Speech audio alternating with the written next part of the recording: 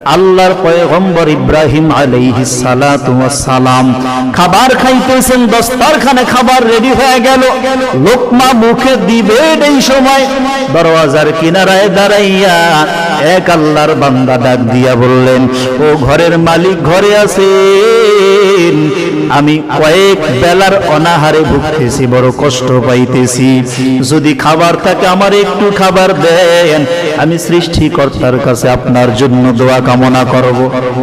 ইব্রাহিম নবী এই আওয়াজ শোনার পর ঘরের দরওয়াজা খুলিয়া দিলেন, নিজের ঘরের ভিতরে তাকে ডেকে নিয়ে আসলেন, দস্তরখানে বসাইলেন, খাবারের লোকমা ইব্রাহিম নবী বিসমিল্লাহির রহমানির রহিম বলিয়া মুখে তুললেন।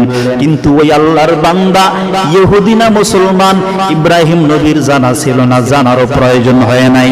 ক্ষুধার্ত ব্যক্তিকে দেখিয়া মায়া লেগেছে, ওই আল্লাহর বান্দাকে ডেকে এনে নিজের দস্তরখানে বসাইলেন, খাবার শেয়ার করলেন। কিন্তু ওই আল্লাহর বান্দা তিনি ইহুদি ছিল, বিসমিল্লাহ বলতে জানে না, পড়তেও জানে না, বিসমিল্লাহ ছাড়া খাবারের লোকমা মুখে তুলে ফেললেন। ইব্রাহিম নবী সহ্য করতে পারে নাই, ইব্রাহিম নবী ডাক দিয়ে বলে, তুমি বিসমিল্লাহ বলো নাই কেন?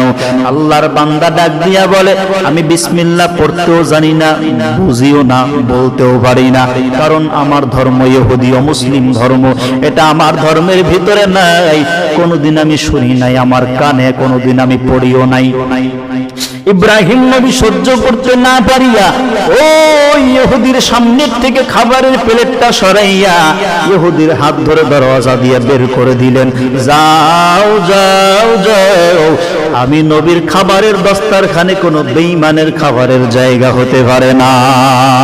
হकीकत से तू दुनिया बेखबर है, दुनिया की नुमाइश पर नजर है, नमी गोयम के आज दुनिया जुदा बश बहर कारे के बाशिबा खुदाबाश।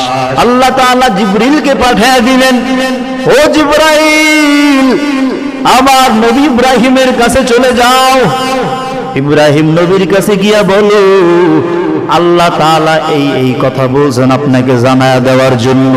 জিবরাইল আমিন নবীর কাছে আসিয়া কয়, পয়গম্বর, আল্লাহ তাআলার আদেশ হলো ইহুদিকে যেই দস্তরখান থেকে আপনি তাড়ায়া দিয়েছেন, ওই জায়গায় ইহুদিকে আবার বসায়া ইব্রাহিম নবী আপনার সঙ্গে আল্লাহ খানা খাওয়ানোর জন্য আদেশ করেছে।